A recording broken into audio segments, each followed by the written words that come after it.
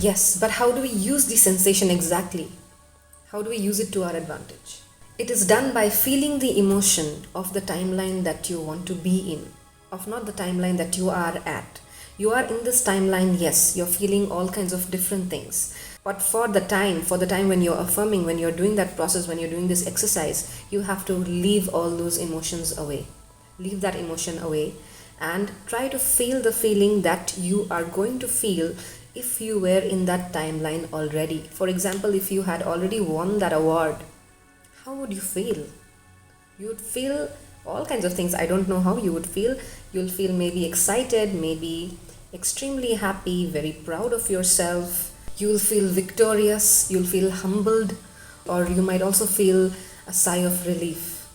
It completely depends on different individuals how they would feel in different environments. So if you're going to feel happy and victorious, winning that award in that timeline, in that event, during that day, try to feel that feeling here also. Try to feel that emotion in this present time as if you are already there.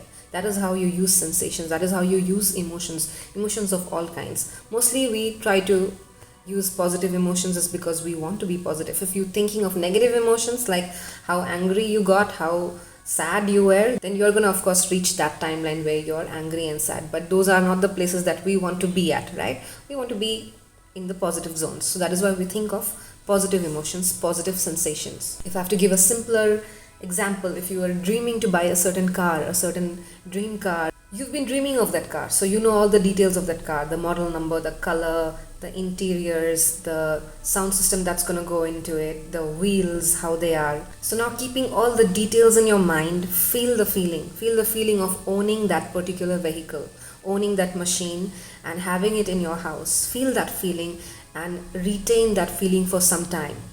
Be in that feeling for a little longer. It's not like, okay, I need to just feel it for 2 seconds and it's gone. No.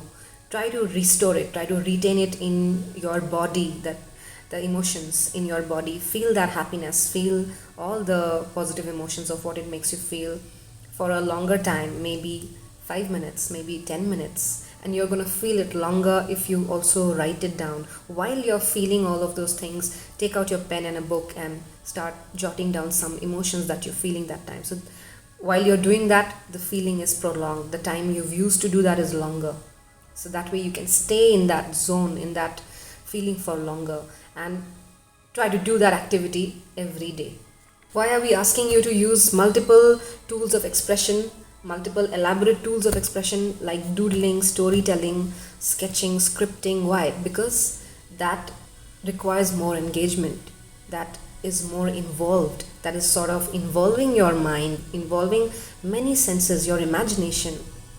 It is forcing your imagination to be at work, to do the work for you, to create the whole story for you, which will automatically engage your sensations as well.